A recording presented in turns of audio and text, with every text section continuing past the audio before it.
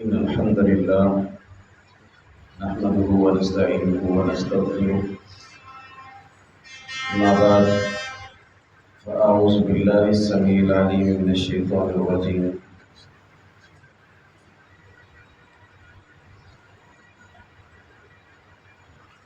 الله الذي نزل أحسن الحديث كتابا متشابها مثاني تقشعر منه جلود الذين يخشون ربهم ثم تلين جلودهم وقلوبهم إلى ذكر الله. برادران اسلام، روزہ اور قرآن یہ انسان کے اندر احساس پیدا کرتے ہیں. اللہ رب العالمین نے رمضان المبارک کے روزے تم پر فرض کیے اور اس کا مقصد فرمایا کہ تمہارے اندر تقویٰ پیدا کرنا ہے، اللہ کا ڈر پیدا کرنا ہے. یہ زندگی جو ہم گزار رہے ہیں یہ گزر جائے گی.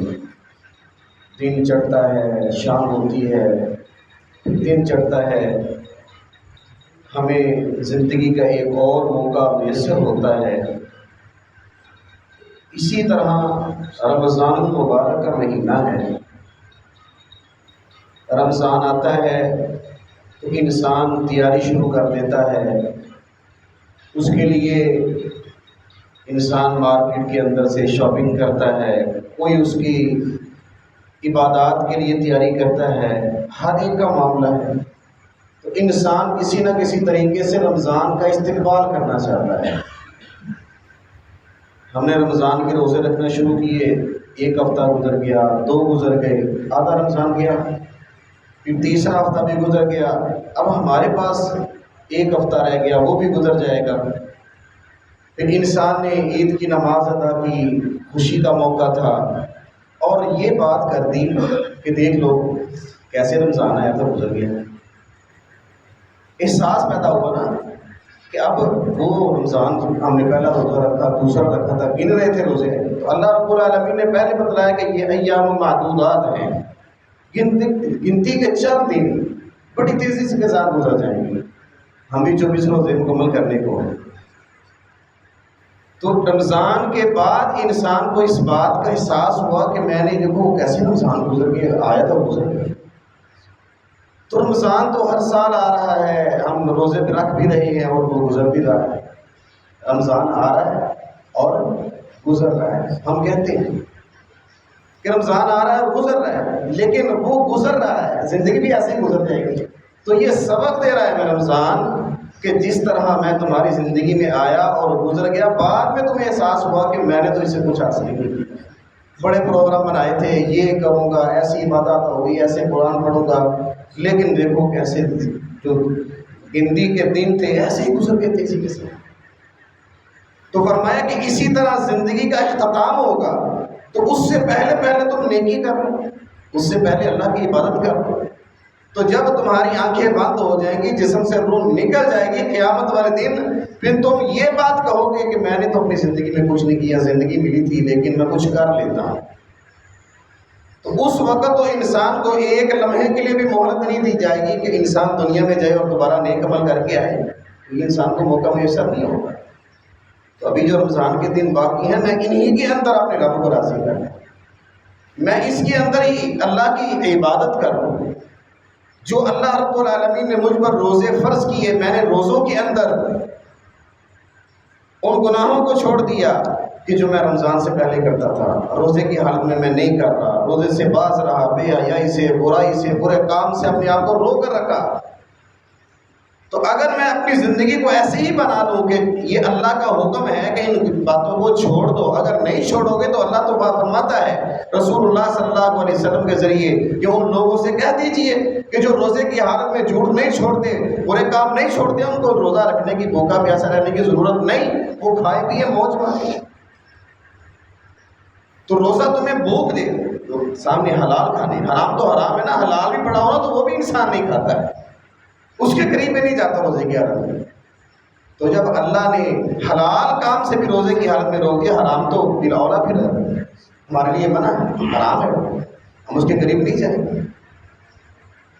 تو اگر انسان اپنے اندر یہ احساس ہے، روزہ جو احساس پیدا کرنے کے لیے آیا ہے کہ جیسے تمہارا سارا دن بھوکا پیاسا رہنا اور شام کے وقت جو تمہاری کھانے کی طرف تمہاری نظریں ہوتی ہیں کہ میرے پیٹ کے اندر کچھ جائے، اب تو بس ہو گیا انسان کی، تو فرمایا کہ جو غریب، مساکین، یتیم، مظلوم کوئی بھی، وہ کس طرح بھوک برداشت کرے۔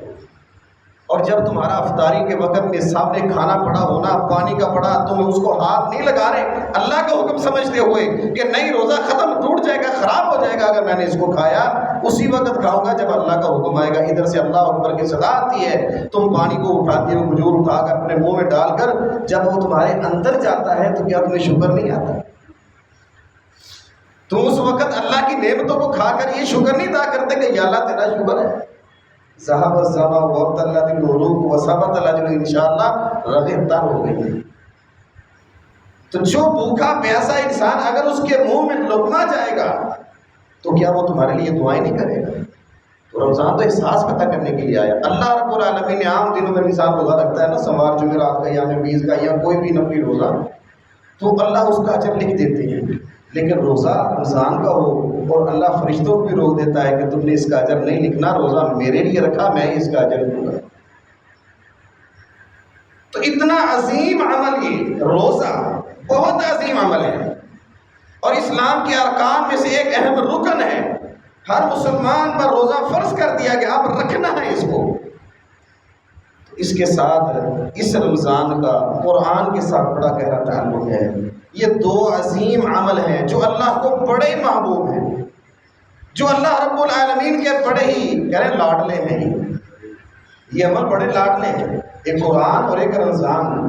اگر انسان ان پر تھوڑا سا غور کرے، فرمایا شہر رمضان الذی انزل فیہ القرآن، اللہ نے رمضان کے اندر قرآن کو نازل کیا، کسی اور مہینے میں بھی نازل کر سکتا تھا، لیکن اس کی فضیلت ہے، اس کی قدر ہے باقی مہینوں سے، یہ افضل مہینہ ہے۔ سال کے 12 مہینے محرم سے شروع ہو کر ذی الحجہ تک، اس میں ایک مہینہ مہینوں سے افضل، اور اس مہینے کے اندر پھر وہ کتاب جو کتابوں سے افضل وہ نازل کی۔ فرمایا ان دونوں کا آپس کے اندر بڑا گہرا تعلق ہے۔ تو جب انسان روزہ رکھ رہا ہے، روزہ تو اللہ کے لیے انسان نے رکھا، اس کا اجر بھی اللہ سے پانا، یہ قرآن انسان کے اندر کیسا احساس پیدا کرتا ہے۔ دیکھیں دنیا کے اندر میری محبت میرے ماں باپ سے بھی ہے، میری محبت میری اولاد سے بھی ہے، رشتہ داروں سے بھی ہوگی، دوست احباب سے بھی ہوگی۔ لوگ محبت کے اندر سب کچھ قربان کر دیتے ہیں۔ جس سے انسان محبت کرتا ہے اس کے لیے انسان سب کچھ چھوڑنے کے لیے تیار ہو جاتا ہے۔ وہ کہتا ہے اس نے کہہ دیا بس یہ ہے، جو بات اس نے کہہ دیا لوہے پہ لکیر ہے، اب میں یہ کام نہیں کروں گا، اس نے محبت کے اندر چھوڑ دیا۔ انسان ماں سے محبت کرتا ہے نا، ماں کہتی ہے یہ کام چھوڑ دے، انسان چھوڑ دیتا ہے۔ باپ سے محبت ہے، اولاد سے محبت ہے، اولاد جو مانگتی ہے اس سے محبت کرتا ہے، وہ باپ کی مجبوری بن جاتی ہے کہ میری اولاد نے مجھ سے مانگا ہے، میں اس کو دوں، یہ مجھے سب سے زیادہ محبوب ہے، میں اس سے محبت کرتا ہوں۔ تو اولاد جس چیز کی ڈیمانڈ کرتی ہے، کیا باپ پورا نہیں کرتا؟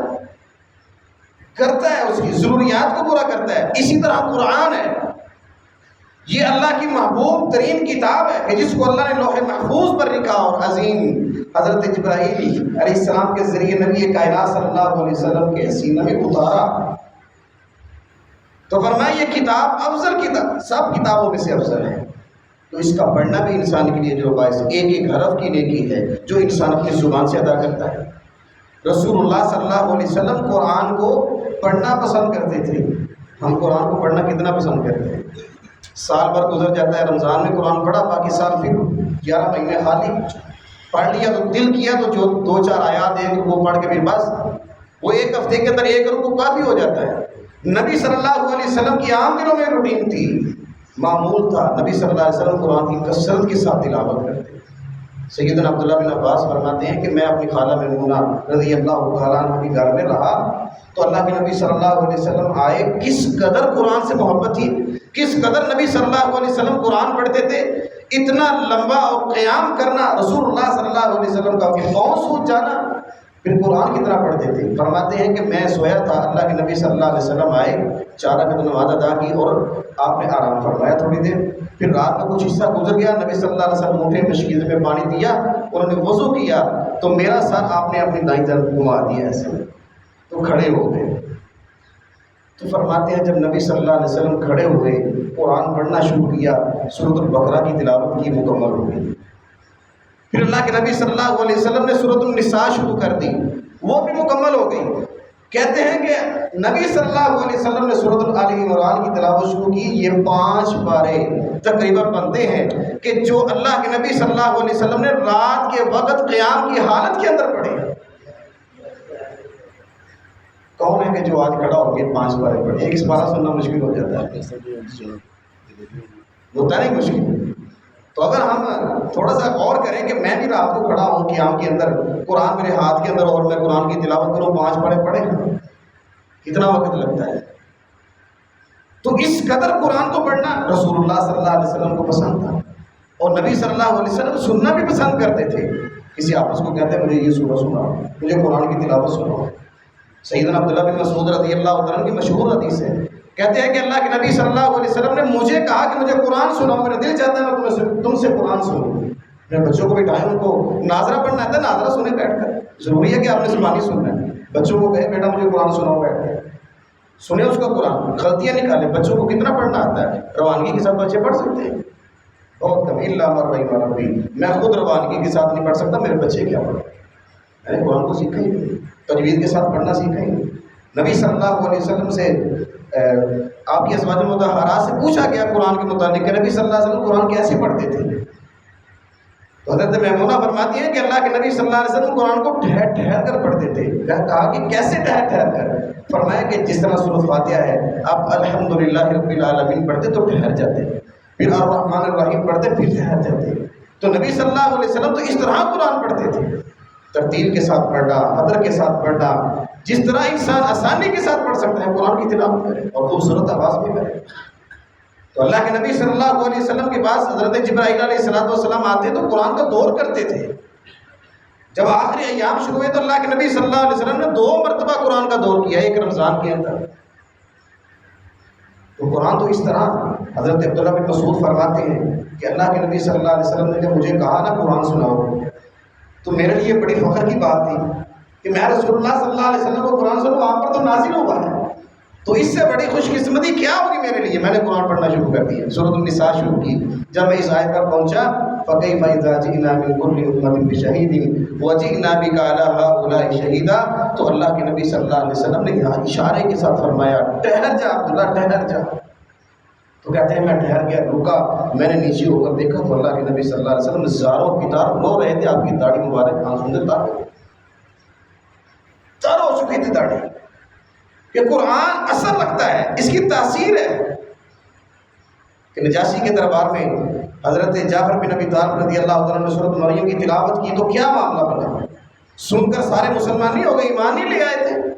نبی صلی اللہ علیہ وسلم کا بیت اللہ کے اندر کھڑے ہو کر سورۃ النجم کی تلاوت کرنا اور کفار کا چھپ کر سننا، کہ جب نبی صلی اللہ علیہ وسلم نے کہا فاعبد رب، بس جو وقت ہے، میرے آیت ذہن سے نکل گئی ہے، سورۃ النجم کی آخری آیت کیا ہے؟ اللہ کے نبی صلی اللہ علیہ وسلم نے سورۃ النجم کی تلاوت کی۔ جب اس آیت پر پہنچے تو سارے کفار جو پیچھے کھڑے ہو کر سن رہے تھے نا، اس قدر تاثیر تھی کہ اللہ کے نبی صلی اللہ علیہ وسلم نے سجدہ کیا تو وہ بھی ساتھ سجدے میں گر گئے۔ تو کتنی تاثیر ہے اس کی۔ حضرت عمر رضی اللہ تعالیٰ عنہ فرماتے ہیں کہ جب میں قرآن کی تلاوت کرتا، رات کو کھڑا ہوتا تو ساروں کی تار روتے تھے قرآن پڑھ کر۔ قرآن پڑھ کر اس کی تاثیر اس کو ہی حاصل ہوتی ہے جو اس پر تدبر اختیار کرتا ہے۔ اور مومن کی نشانی بھی یہی ہے کہ جب اس کے سامنے قرآن کی آیات پڑھی جاتی ہیں تو وہ اس کا دل ڈر جاتا ہے، اور اس ڈر کی وجہ سے اس کا ایمان بھی تازہ ہوتا ہے، اور اس کی آنکھوں سے آنسو بھی آتے ہیں، وہ روتا ہے اپنے رب کے سامنے جب عذاب کی آیاتیں آتی ہیں۔ اللہ کی نعمتیں قرآن کے اندر اللہ بول بول کر فرما رہے ہیں، اللہ کا کلام ہے یہ، کہ جب انسان اس کو پڑھتا ہے تو اس کے اثرات انسان پر ضرور نظر آتے ہیں۔ میں قرآن پڑھ رہا ہوں، رمضان گزار رہا ہوں، رمضان گزر جائے گا، کیسا رمضان گزر گیا، دیکھ لو کتنی اسپیڈ سے گزر گیا۔ یہ قرآن پڑھتا ہوں، رمضان کے اندر بڑے قرآن پڑھے ہیں، 3 4 5 میں نے قرآن مکمل کر دیے بھائی، یہ سال کے لیے کافی ہے۔ میں نے قرآن پڑھ دیے، روزے رکھ لیے، لیکن کیا میرے اندر تبدیلی آئی ہے؟ اس قرآن کا اثر میرے اوپر کو نظر آیا ہے؟ اس قرآن کا اثر میرے اوپر نظر آیا؟ کیا میرے اعمال تبدیل ہو گئے؟ کیا روزہ رکھنے کی وجہ سے، رمضان گزارنے کی وجہ سے کیا میرے اندر تبدیلی آئی ہے؟ اگر نہیں آئی ہے، اگر میرے اندر رمضان گزارنے کے بعد میرے اندر تبدیلی نہیں آئی ہے، تو پھر مجھے غور و فکر کرنا چاہیے کہ رمضان کا اثر میرے اوپر نہیں ہوا، میں نے رمضان کو صحیح گزار دیا۔ فاسجدوا للہ واعبدوا۔ اگر میں نے رمضان گزارا ہے، رمضان قرآن جو انسان کے اندر احساس پیدا کرنے کے لیے آیا کہ تم اگر اپنے رب سے محبت کرتے ہو تو پھر اپنے رب کا کہنا بھی مانو۔ انسان کہتا ہے میں اپنے رب سے محبت کرتا ہوں، کیا میری محبت سچی ہے؟ لیکن رمضان کے شروع میں ہر مسجد کے اندر یا خطبے کے اندر رمضان کے روزوں کے متعلق فضیلت بیان کی جاتی ہے، اس کے بعد موضوعات تبدیل ہوتے ہیں، انسان کی گفتگو تبدیل ہوتی ہے، انسان اور موضوعات سنتا ہے، گفتگو سنتا ہے۔ تو رمضان جیسے جیسے گزر رہا ہے نا، تو میرے اندر بھی تبدیلی آنی چاہیے۔ میرے اندر اس رمضان کا کتنا احساس پیدا ہوا؟ اگر نہیں نہ ہوا تو پھر احساس پیدا کریں۔ مجھے اس بات کی ضرورت ہے، میں اپنے رب سے اگر محبت کرتا ہوں تو مجھے اس محبت کو دکھانا چاہیے۔ میں حرام کاموں سے اپنے آپ کو بدل لوں، بد اخلاقیاں بدل لوں، برائیوں سے باز آ جاؤں۔ یہ سارے کام جو ہیں جو میں رمضان سے پہلے کرتا تھا، رمضان گزرنے کے بعد میں نے ان کاموں کو نہیں کرنا، نہیں ان کے قریب جانا ہے۔ میری محبت اگر اللہ سے سچی ہے، اگر میں محبت کرتا ہوں تو میں رب کے اس قرآن کو مانوں، اس کے حکموں کو مانوں، اس کے مطابق اپنی زندگی گزاروں۔ قرآن کہتا ہے کہ یہ جوا، یہ نشہ آور چیزیں، یہ ساری کی ساری کیا ہیں جی؟ حرام ہے۔ اللہ نے قرآن کے اندر کہا ہے کہ نماز کی پابندی کرنی ہے، کہا ہے کہ نہیں؟ اور کتنی دفعہ کہا ہے؟ 12 مرتبہ کہا ہے۔ قرآن کا سپارہ کھول کر دیکھیں، کوئی سپارہ اٹھا لیں، وہاں پر اللہ نے نماز کا حکم دیا ہے کہ نہیں؟ اگر میری محبت سچی ہے میں نماز چھوڑوں گا؟ کیا میں رمضان تو اس کے اندر تو پڑھنی ہے نا؟ کیا رمضان کے علاوہ میں اس بات کا عہد کرتا ہوں؟ اللہ کے گھر میں بیٹھے ہیں، عہد کر لیں، وعدہ کر لیں اللہ سے، اللہ رمضان کے بعد بھی نمازی اسی طرح پڑھوں گا جس طرح رمضان کے اندر پڑھوں گا، اسی طرح نمازیں پڑھوں گا، اسی طرح نفلی عبادت کا اہتمام کروں گا، رات کی عبادت کروں گا جس طرح میں رمضان کے اندر تراویح پڑھتا ہوں۔ کیا جی کریں گے انشاءاللہ؟ ارادہ کریں، اللہ نیت کا بھی ثواب دے دیتا ہے۔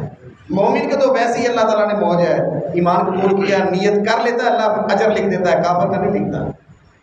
اگر انسان نے نیت کیا نا نیک کام کی، تو اللہ فرشتوں کو حکم دیتا ہے اس کی نیکی لکھ لو۔ اگر کر لیتا ہے تو اللہ کہتے ہیں ڈبل ہو گئی ہے۔ اگر گناہ کا ارادہ کیا، اللہ کہتا ہے نہیں رک جاؤ، ابھی ٹھہر جاؤ، جب تک یہ کر نہیں لیتا تب تک نہیں لکھنا ہے۔ تو ایمان والے کے لیے اللہ رب العالمین نے ویسی رحمت کے دروازے کھولے۔ تو میں ارادہ کر لوں کہ جس طرح میں نے رمضان کے اندر قرآن پڑھا ہے، اسی طرح ہم باقی مہینوں کے اندر بھی قرآن پڑھیں گے، جو انشاءاللہ پڑھیں گے۔ انشاءاللہ ہم نے اس قرآن کے ساتھ، میری محبت اللہ سے سچی ہے، میں جب قرآن پڑھتا ہوں تو میرا ایمان تازہ ہوتا ہے، میں اس پر غور و فکر کرتا ہوں، مجھے قرآن کے ترجمے کا پتہ ہے، کون سی آیت اس کا ترجمہ کیا ہے۔ جب مجھے پتہ ہوگا، میں قیام کے اندر بھی کھڑا ہوں، مجھے پتہ ہے کہ بات کیا ہو رہی ہے۔ اگر ویسے ہی میں سنتا رہوں، تراویحیں پڑھی ہیں جی، کہاں پڑھ کے ہو جی؟ میں مکرم مسجد گیا تھا تراویح پڑھنے کے لیے جی، میں مرکز اقصیٰ گیا تھا تراویح پڑھنے کے لیے، میں نے حرم شریف کے اندر تراویحیں پڑھی ہیں جی، صرف قرآن سنا، پتہ نہیں ہے قرآن کیا کہہ رہا ہے۔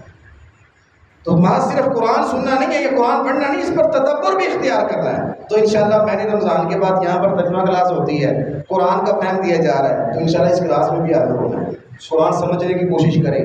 اس روزے، یہ جو روزہ ہمارے اندر احساس پیدا کرنا چاہتا ہے نا، اس احساس کو لے کر آئیں۔ یہ چند دن ہیں، گنتی کے رہ گئے، پتہ نہیں 5 دن ہیں، 6 دن ہیں، کتنے رہ گئے ہیں۔ تو میں نے ان روزوں کو، ان کے اندر وقت ضائع نہیں کرنا، ان کو میں نے بھرپور ان سے فائدہ حاصل کرنا ہے، اپنے رب کو راضی کرنے کی کوشش کرنی ہے۔ آج بھی تاخیرات ہے، یہاں پر قیام کا اہتمام ہے۔ یقین کریں کہ جو رب کے لیے آتا ہے نا، جب قرآن سنتا ہے اس کی آنکھوں سے آنسو نکل جاتے ہیں۔ جو صرف سرسری دکھانے کے لیے آتا ہے نا کہ جو بڑی خوبصورت آواز ہے قاری کی، میں نے آواز سننے جانی ہے، تو آواز ہی سنے گا، اس کو اجر نہیں ملے گا۔ تو ہم نے اس قرآن کو سمجھنا ہے، اس روزے کا مقصد سمجھنا ہے۔ اللہ رب العالمین ہمیں صحیح معنوں کے اندر ان کے مقاصد کو سمجھنے کی توفیق عطا فرما دے، اور اللہ ہمیں جو روزے رہ گئے ہیں ان سے فائدہ حاصل کرنے کی توفیق عطا فرما دے۔ وما علینا الا البلاغ۔